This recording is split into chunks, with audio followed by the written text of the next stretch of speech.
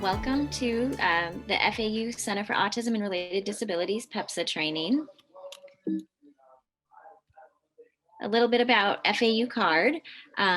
We provide expert consulting, training, and support at free of charge for all people across all race, ethnic, and gender groups with autism and related disabilities, their families, employers, the professionals, and the community and governmental agencies that serve them. Our vision is that we have a goal to optimize the potential of all people and increase quality of life for all people with autism and related disabilities. So we serve those who live in a 5-county region, including Indian River, St. Lucie, Martin, Okeechobee, and Palm Beach counties. We have 3 offices throughout. One is located in Boca Raton, one in Jupiter, and one in Port St. Lucie as well. So a little bit about myself. My name is Jacqueline Wood. I am currently a clinical support specialist at FAU CARD. I service adolescents and adults with autism, as well as their families and professionals that work with them too. I'm also currently a PhD student at FAU in the Exceptional Student Education Department, and really focusing my work on improving social and community access for adults with autism. So this is really an important topic today that I'm going to discuss, and something that deserves a lot of attention and is very dear to me. Prior to working at CARD, I was a special education teacher for about 10 years. I taught up in New York and then down here in Florida as well. And I have pretty much taught every grade from kindergarten through 12th grade in some form or another. And I've taught in a variety of different settings as well. So I've taught in inclusion classrooms, co-teaching situations, resource rooms, self-contained autism classrooms. So I've had quite a bit of experience in all sorts of environments with all different students with all different disabilities. So today we're talking about the prevention of bullying for adolescents with ASD or autism spectrum disorder.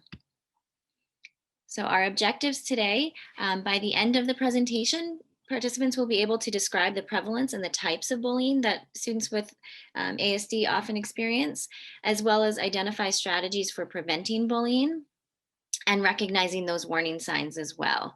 And then finally, we'll be able to describe strategies to address any instances of bullying that do occur with our adolescents and teens with autism. So a little bit of background on this topic. So bullying can come in a variety of different forms, and we'll discuss what that looks like. But it really can happen at any time. So it makes it really hard for adults to be able to monitor and to be able to catch when bullying is occurring, because we no longer have kids at school and then they go home and whatever happened at school stays at school. But now things can happen at school, and then through technology and social media, things can follow the students home with them, and really 24/7 they're experiencing, or they could potentially be exposed to some sort of bullying. So about 30% of youth in the US have experienced bullying in one form or another, and about 60% of our students with disabilities have experienced some sort of form of bullying as well. So I'd really like you to consider those percentages. If I know personally, as a former teacher, that I was still shocked to see how high these numbers were, and to really realize that so many of our students are affected in some way by bullying. But I also know that it happened in my classroom, it happened at the schools I was at, and I know how difficult it was to even identify that it was happening, and then managing any instances of bullying as well. So specifically because of challenges with social cues and social skills, as well as some communication challenges, students with autism are particularly vulnerable to bullying and becoming victims of bullying. I'll address that more later on, but ultimately, again, like I said, puts school personnel in an especially challenging position to make sure that we are ensuring safety for our students with autism. Different forms of bullying, as well as different forms of bullies. So to define bullying before we begin, so the American Psychological Association, or APA, defines it as a form of aggressive behavior in which someone intentionally and repeatedly causes another person injury or discomfort. So bullying can range from verbal intimidation all the way up to physical aggression. And it does have to include an imbalance of power. So oftentimes kids who bully use that power. Their power might be physical strength, or maybe they have access to embarrassing information about a student, or maybe they're popular and they have power in numbers. But they'll use whatever that power is to control or to harm others. And power imbalances can change over time. So one person may have more power at one point, and then another person gains that power. But even if they're the same people are all involved in those situations. Um, Bullying has to be repeated, so that it has to happen more than once or have the potential to happen more than once. It needs to be one-sided. So bullying is one person aggressing towards another person, whereas it's not kind of this back and forth between two different people or two groups. Um, and again, we'll talk about different types of bullying, but it can be done face to face, and it can be also done behind someone's back as well. So verbal bullying includes intimidation, maybe threats or name calling, teasing, making jokes about a specific person. Physical bullying includes any form of aggression, so pushing, hitting, biting, pulling hair, property destruction as well, or stealing property. Um, Antisocial bullying is someone who is gossiping or spreading rumors, or maybe shunning somebody from a group or excluding them from being able to participate in a or be in a group. Um, Also, offensive gestures is antisocial bullying, and using nonverbal body language to intimidate is nonverbal bullying. Relationship centered bullying occurs when one person is persuading others to reject or socially ostracize somebody else or other people. We oftentimes see this when social cliques form and certain people or certain groups are purposely left out or excluded. And then finally, cyberbullying. So cyberbullying is using technology to create one of the scenarios that I just mentioned. So that could be sending threatening text messages or posting embarrassing information or pictures, or spreading rumors online as well.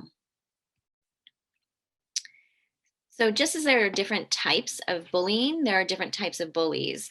And so in order to recognize when a vulnerable person is being taken advantage of, or being victimized, it's really important as educators and parents to understand the different forms that bullying can take, but it's also necessary to recognize the reasons why someone may bully as well. So when we understand why someone is bullying, we can remediate the situation. We can also provide the proper supports to the victim as well as to the aggressor, the bully. So a narcissistic bully is one who is more self-centered. They really feel that need for control and for power, and they may not have empathy for others in the situation. An impulsive bully is someone whose their bullying acts are more spontaneous. They're not necessarily thought out, and even if they're aware that there are consequences, that they have a hard time restraining from those behaviors. A physical bully is one who uses physical aggression to harm somebody else. Verbal bully is someone who uses their words or starts rumors, or maybe uses sarcasm or demeaning language to purposely embarrass or humiliate another person or threaten them. And a secondary bully is that a person who doesn't initiate the bullying, but then joins in because whatever they want, that feeling of power, or they're fearing that they're going to become the target of the bully down the road if they don't join in on that bullying. So just as it's important to understand what bullying is, it's also very important to understand what it's not. Um, So bullying is not a one-time incident. It's not a disagreement between two people. It has to be repetitive. Um, if it's an unintentional act and the person is asked to stop and they do, then that's not considered bullying. Um, if it's mutual teasing, that also is not considered bullying. So, say two students are at lunch and they're kind of teasing each other about the food that they brought for lunch that day. And then one student goes home and realizes, that really hurt my feelings. While that certainly should be addressed, that's not considered bullying. On the other side of this, bullying is also, we can have instances of bullying that then turn into harassment. And harassment is when a person is harmed or they're intimidated due to some sort of personal characteristic. So that could be based on disability, on race, on sexuality, or abuse. And abuse is any action or a lack of action that a person who is in a relationship of trust um, does that will then jeopardize the health or the well-being of a vulnerable person. So abuse is emotional abuse, financial, physical, sexual abuse, or neglect, a lack of taking action uh, to ensure the safety of that vulnerable person. So, as educators, we do have a legal and a moral responsibility to protect our students from bullying. There are some federal and state policies that address this. So, as far as federal policies, um, if a school fails to respond appropriately to harassment of students based on a protected class, so a student with a disability, they could be in violation of that person's civil rights. And some of the acts that cover this are the Civil Rights Act of 1964, the Title IX Act of 1972, Section 504 of the Rehabilitation Act, as well as the Americans with Disabilities, or ADA. And then finally, most recently, the Individuals with Disabilities Education Act, or IDEA, covers bullying. More locally, so in Florida, we do have an anti-bullying law. It's called the Jeffrey Johnson Stand Up for All Students Act, which prohibits any student or employee from being bullied, whether that's during an educational or a school-related activity, on a school bus, or through the use of technology. And the technology may be owned by the school, but it might not be owned by the school. But if it happens at a school activity or a non-school related activity, but it's interfering with the victim's ability to participate in their education or in school related activities, then that's a violation of this policy as well. So when we talk about the prevalence among students with disabilities, we know that the rates vary depending on type of disability. So about 35% of students with behavioral and emotional disorders report having experienced bullying. About 34% of students with autism report having been bullied. 24.3% of students with intellectual disabilities, about 21% of individuals with health impairments, and then about 19% of individuals with a specific learning disability have experienced bullying. And so, students with disabilities, they were told often, almost twice as often as those without disabilities, that they were tattling and told not to tattle when they did report some sort of bullying instance. Um, we do know that rates of victimization are higher in adolescents than in younger children with autism. So we're really focusing on that middle school and up, that age range. And in 2014, a review of studies was conducted, and it found that anywhere from 46 to 94% of adolescents with autism had reported being bullied at some point. And so we know that adolescence is a really difficult time socially for all students. But students with autism, we tend to see that this is when other co occurring conditions, particularly mental health concerns such as depression or anxiety, really start to arise. And so it becomes really important that we are noticing if bullying is happening, and we're working to prevent and to manage and stop any instances of bullying as well. And so this range, this 46 to 94% of bullying rates. So although it's a really wide range, at the low end at 46%, that's troubling. But if we're talking about 94% of our students with autism have been bullied at some point, that's extremely troubling. And so, knowing this as educators, we really have to understand why these numbers may be so high, and also help develop strategies and provide students with the tools they need to prevent bullying, to identify bullying, and then to manage and report any situations that occur. So I'm going to sort of switch off of, now that we've defined what bullying is and seen the different types. I want to switch and kind of just go over autism. And autism is a neurodevelopmental disorder that really impacts two very broad categories of development. The first one is social communication. So challenges with reciprocity with verbal communication and nonverbal communication. So students with autism tend to have difficulty expressing themselves, but also understanding what's being said to them verbally as well. And they often tend to miss those nonverbal cues that give a lot of information about how somebody's feeling, the message that's being relayed. In social interactions. And so when they're missing those nonverbal cues, there's a lot of miscommunication in there. With this trouble, they have difficulty establishing and maintaining relationships, both sometimes with family members, oftentimes with peers as well. The second category is restricted interests and repetitive behaviors. So oftentimes we'll see physical movements. We call it stimming, but it might be hand flapping or pacing, maybe wiggling their fingers by their face, but some sort of rigid or physical movement that may seem odd or out of place in certain situations.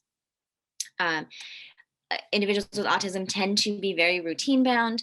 They like to know what's going to happen and when. Some have some sensory concerns, either with not receiving enough sensory input or receiving too much sensory input. And individuals oftentimes have some sort of restricted interests.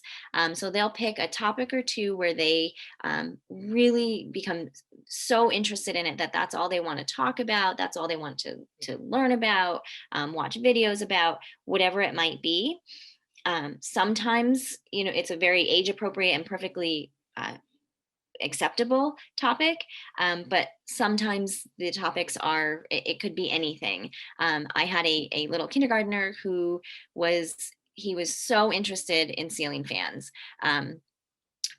He would, if there was a ceiling fan in the room, he had to go up and look at it. He was always talking about ceiling fans and telling me about them.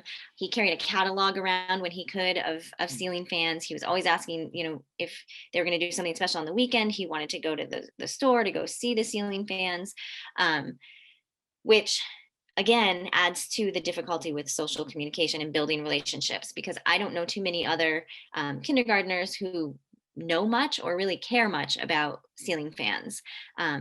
So this can oftentimes create either put sort of a target on the person when their peers say, that's very strange. It's not, nobody else knows or cares to talk about these ceiling fans. But it also creates difficulty with being able to even engage with other people and build those relationships in the first place. And so I wanted to show a quick video to help put some of this in context and to explain why these challenges make teens with autism especially vulnerable to bullying.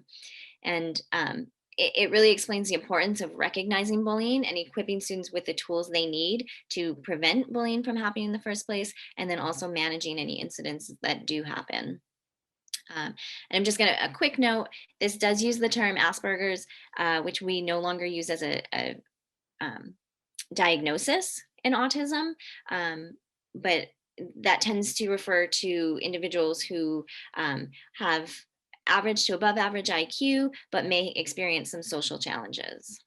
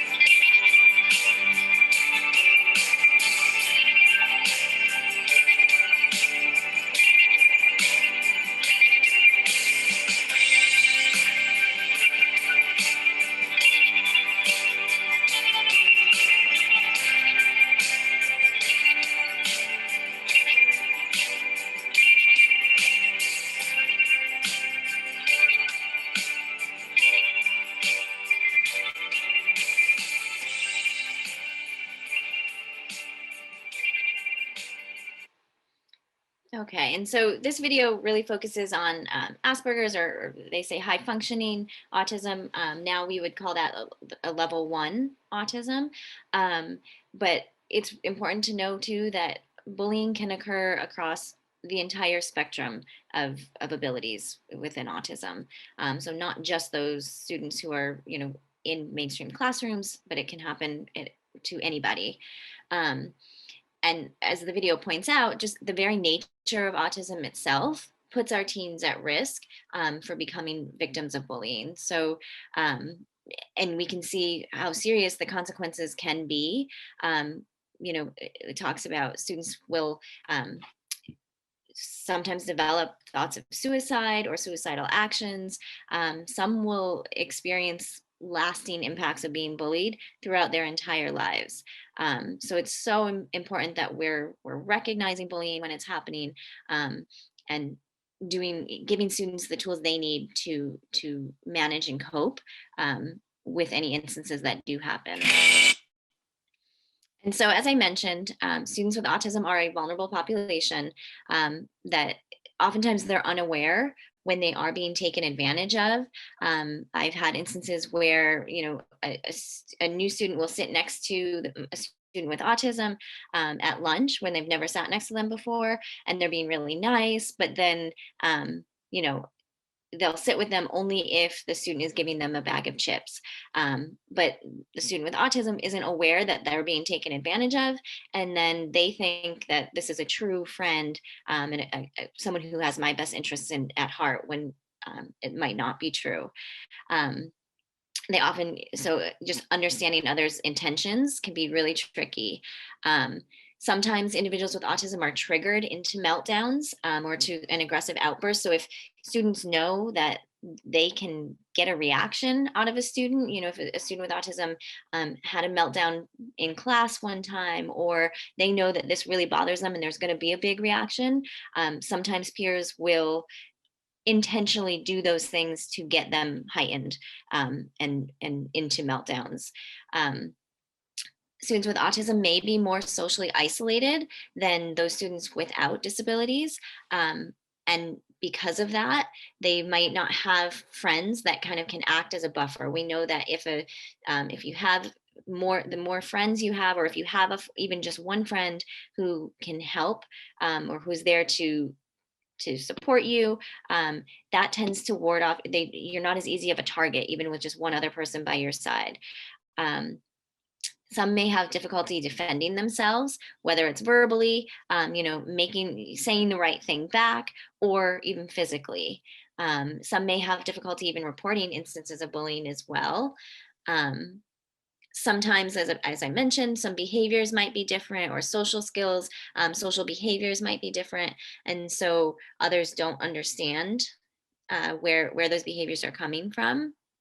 And then we also see, as I mentioned, some co-occurring mental health conditions are more common in adolescents with autism than in neurotypical adolescents. And so it's really important that we understand that not every person, regardless of ability, will experience the impact of bullying in the same way. So with our students, it can be really tricky to identify when it's happening. So some warning signs to really look for: some physical changes or emotional changes in the students. So, they're developing these, just a decrease in their overall well-being and their health. So it might be, physically having headaches or stomach aches, being drained or not having as much energy. We might see a drastic decline in their schoolwork. Or even refusing to go to school. All of a sudden, they don't want to go to school. They're not showing up, or they're leaving school, or developing poor self-esteem. If they're losing their self-confidence, if we notice these changes, or a student starts to withdraw, or they might themselves develop some sort of defiant behaviors or disruptive behaviors, either towards at school, or maybe it starts to happen at home after school or before school. And we know that students with disabilities, they worry more if they're being bullied. They worry more about their own safety at school, or being injured or harassed by their peers. The other impact is on mental health. We know that many teens and young adults with autism develop some type of co-occurring mental health condition, and that really exacerbates the effects of bullying. So oftentimes we do see a development of depression or anxiety or mood disorder or post-traumatic stress disorder in teens with autism.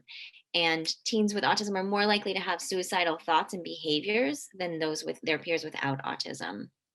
Um, I personally have worked with many adults with autism that have said they were bullied in school, even if it was just a few times, it wasn't like an ongoing thing, but the bullying instances wore away at their self-confidence, lowered their self-esteem. To this day, they may be less willing to put themselves in social situations and to try to make social connections, and just their confidence and their ability to interact with others really is affected into adulthood for some. So while schools are certainly implementing bully prevention efforts, most of those focus on school-wide, whether it's messaging or policies or strategies that are aimed to reduce bullying behaviors and just create a more positive school climate. Um, and while these programs have proven to reduce bullying and any victimization in the general population, we don't often see them modified to sufficiently address the needs of our students with disabilities. And so as teachers, it's really important that we use strategies that we know have proven to work with students with autism. So our ultimate goal is to use our evidence-based practices, or those practices that have what's considered an acceptable level of research, to prove that they have positive outcomes for individuals with autism. Um, and so our ultimate goal here is to provide students with the skills and the tools that they need so that bullying is prevented from the start.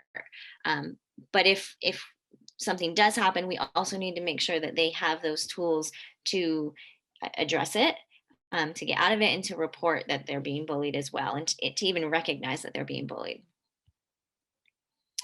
So some of the evidence-based practices that we're going to cover: cognitive behavioral instructional strategies, peer-based instructional intervention, self-management, social narratives, social skills training, video modeling, and then technology-aided instruction and intervention. So with cognitive behavioral instructional strategies, or CBIS, we are teaching students to really look at their thoughts and be able to kind of understand and recognize their emotions. Oftentimes, because of challenges with social communication, individuals with autism will misperceive social situations or incidents that occur, and then sort of as a result they tend to kind of catastrophize and go to like the worst case scenario or outcome, and they kind of get caught into this spiral of negative thoughts. And so CBIS really works to teach students to both identify and examine their thoughts and their feelings, and then to recognize when those negative thoughts are kind of taking over and increasing, and then to implement strategies themselves to change that pattern of thinking and to kind of break out of that spiral. And it can be used to help recognize instances of bullying, and to sort of build resilience in how they manage any instances that occur. So this is just an example of a worksheet that can be used, or a hands-on activity. They might be cards, but sort of reframing their thinking. So whereas initially I might have thought, that hurts me and it makes me mad, it must be on purpose. That person did that on purpose.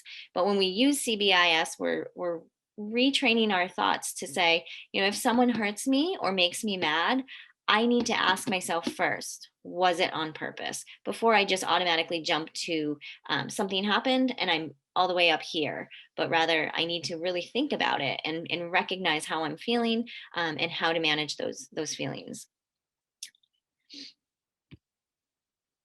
The next intervention is peer-based instruction and intervention, or PBII. And that involves teaching peers without a disability to support students with disabilities or with autism in effective social interactions. And again, this is can be used to prevent bullying and also address it. Um, Peer-based instruction is really helpful because it provides a natural environment for students to both learn and apply their social skills, and to then build relationships with peers as well. And it's also helpful for peers without disabilities because they're getting to know students and they're getting to better understand, why maybe there are some of these strange movements, or they sometimes say something silly or out of place or inappropriate. Um, a word of caution with PBII, it needs to be done sensitively and respectfully, especially for teenagers. We don't want, a teen with autism, even though they might not have the social skills, we don't want them, they still know when, they'll get embarrassed.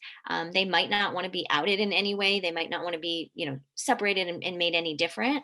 So you really have to understand the student and kind of their needs, their personalities, and their wishes.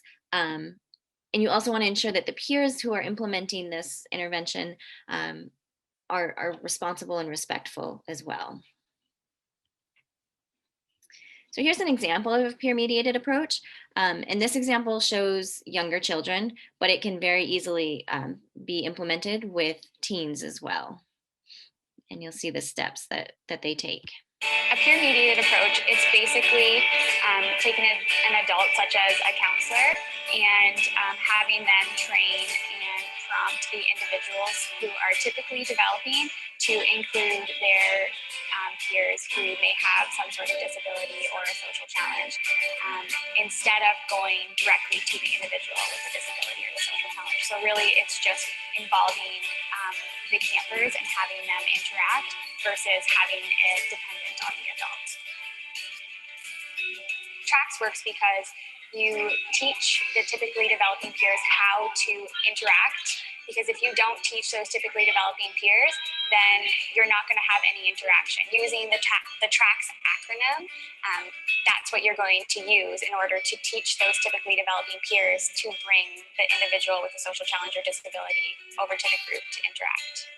Say you're in a camp setting and you are playing a game, and there's one individual that might be kind of sitting by themselves, and the rest of the kids are playing the game. You as a counselor would want to go to the typically developing peers and you would want to teach them the words that they may need, or how to interact with that individual that might be sitting by themselves, to go over and to get them to come over to engage with the group.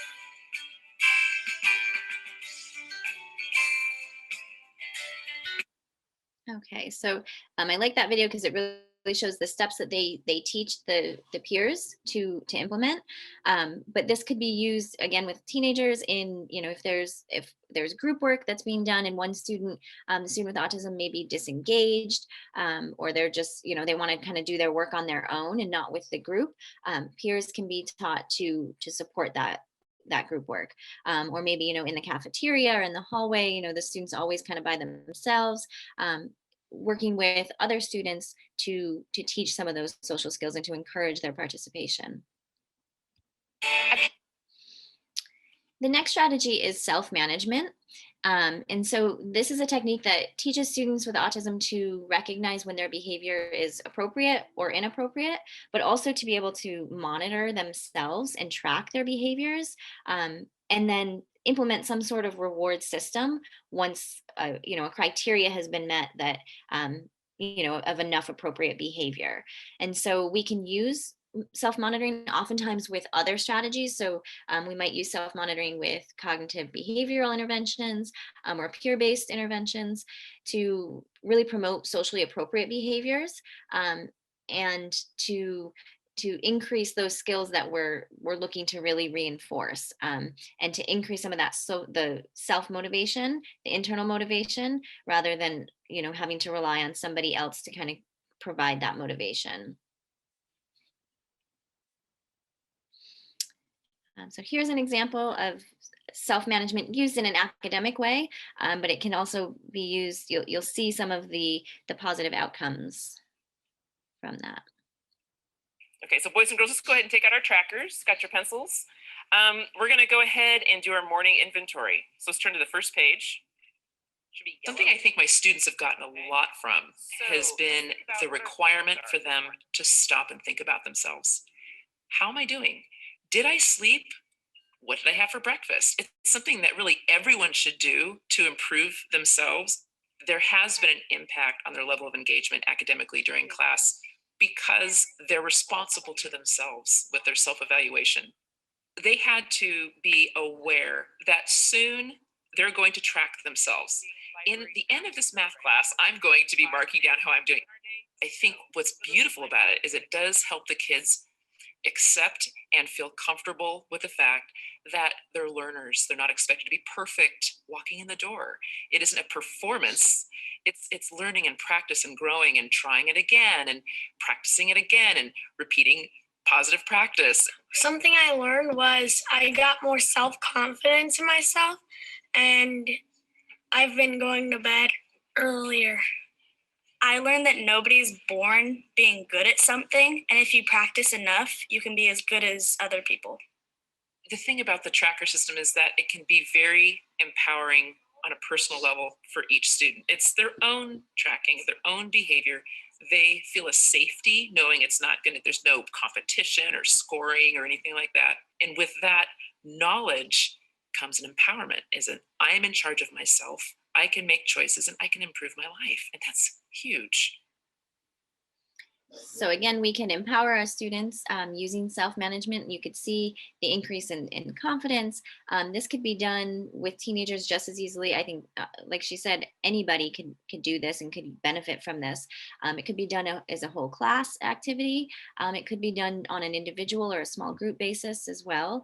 But really helping students to identify, what are those targeted appropriate behaviors that I need to work on.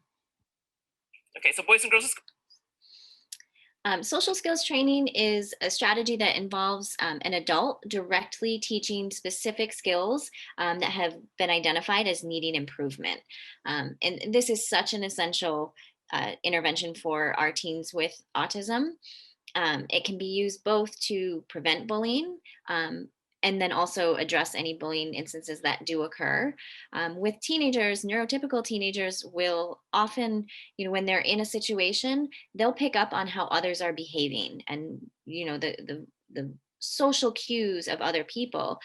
Oftentimes, our teens with autism, they miss those cues, or they're not aware of kind of what's going on in the environment and how their own actions affect others.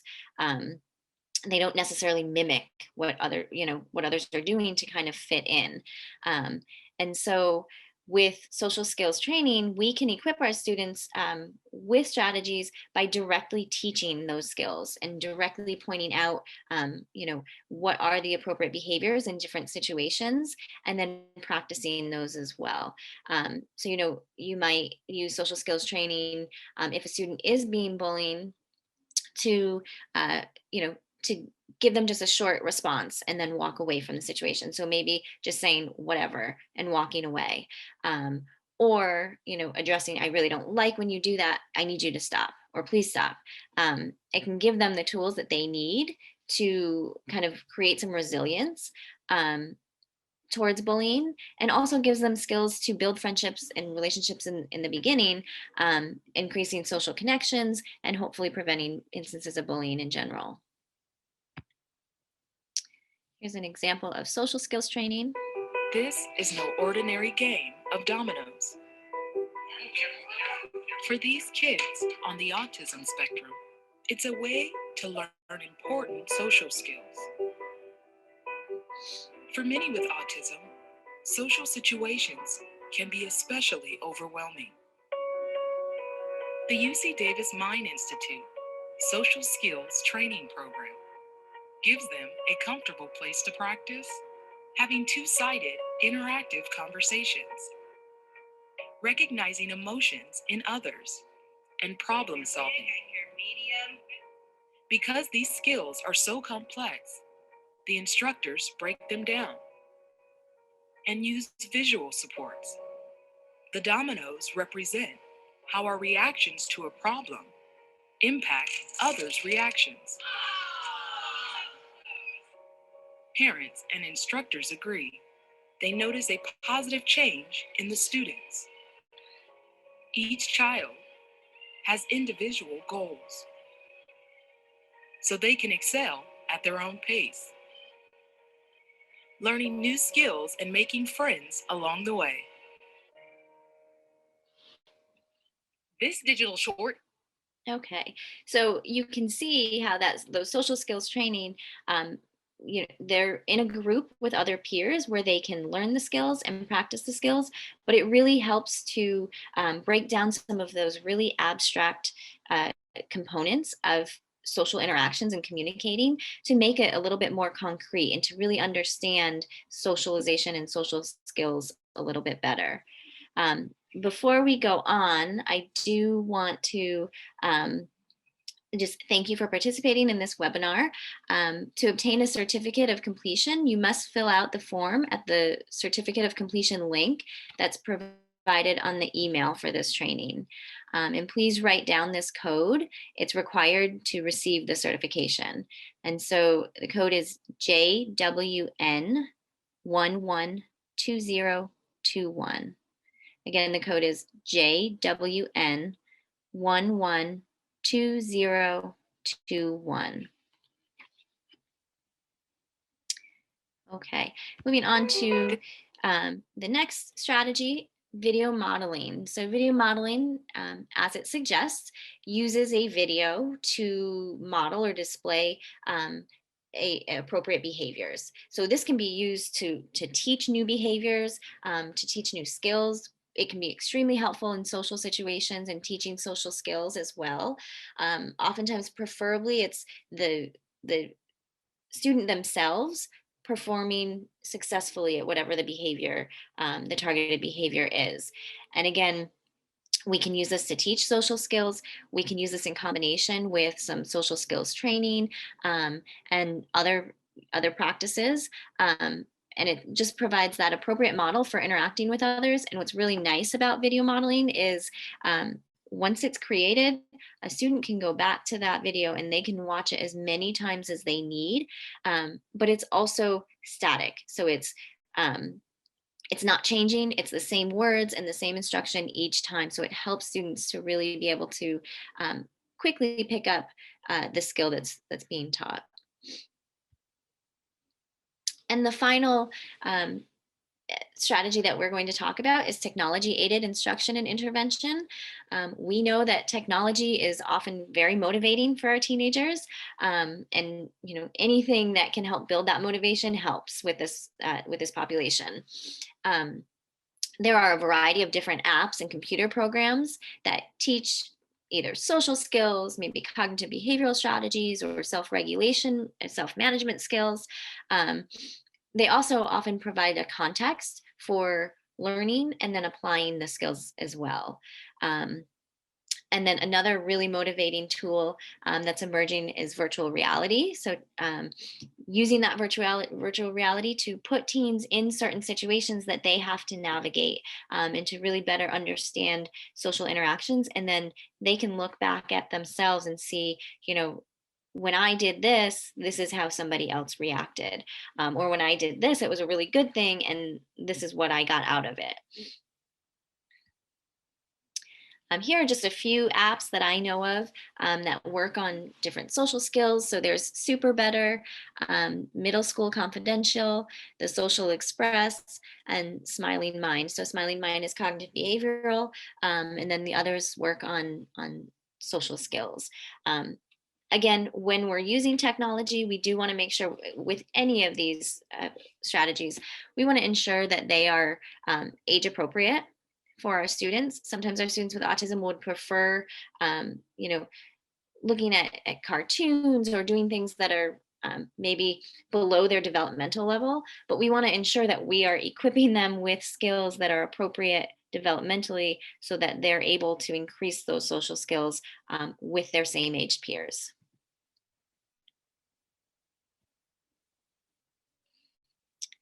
So to kind of wrap up, as we've talked about, managing bullying in our schools is really tough.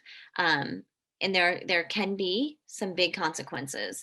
So nobody is expected to do everything and do it all. But as educators, it's really important that we understand how bullying occurs and the different types of bullying that can happen, that we're really being diligent for those changes in behavior, those changes in mood, that can maybe be warning signs of bullying, and really listening and gauging the temperature of how our students are feeling,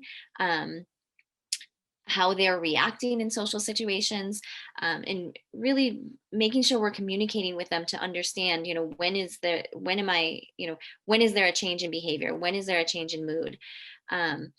We also need to make sure we are giving students the tools that they need to prevent bullying, but also to understand and recognize bullying, and then what to do if bullying is occurring, and how to manage it. And then we also have to really reinforce how important it is to ask for help if a student is being bullied. Sometimes teenagers are really resistant they don't want to be told they're tattling, or they don't want to be teased by other students because they're telling on them. But we have to really reinforce that you need to reach out if this is happening, if this is making you uncomfortable. Do not hold it in, because sometimes our students will just sort of withdraw and just hold everything in, which can have some very devastating consequences. And then also just being conscious that with bullying, most bullying occurs behind an adult's back. So just because we don't see it, we don't hear it, or the student hasn't come out and said, I'm being bullied, or reported anything, it could still be happening. So we have to be really, really diligent in making sure that we're, again, keeping a pulse on our classroom, on our students, especially those vulnerable students and students with autism.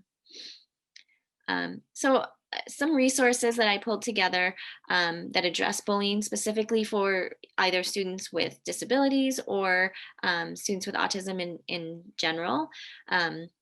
Bully Free World is a great resource for all students. There is a special needs toolkit in there as well. They have resources for teachers, for parents, and for students. StopBullying.gov, again, has some really great resources. PACER's National Bullying Prevention Center, as well as the Interactive Autism Network, and the Autism Society Bullying Prevention, has some really good articles to read about bullying and building that resilience. And then some resources for learning more about evidence-based practices for students with autism. The National Professional Development Center on Autism Spectrum Disorder, or the NPDC, they are the ones that have led some of the research, along with the National Autism Center's National Standards Project. Both do research on evidence-based practices, and they accumulate and they look at the evidence to make sure that they are either they have the resource behind them, or the research behind them, or they haven't proven yet that they're effective. Affirm modules are used to learn more about they teach all about the practices. The IRIS Center has a module on evidence-based practices, and then the Organization for Autism Research, or also has a really good resource for using evidence-based practices. So I thank you for attending. If you have any questions regarding this training, or regarding students with autism, please feel free to contact us. I have their phone number, our email, and our website is www.autism.fau.edu. And again, thank you so much for participating in today's training.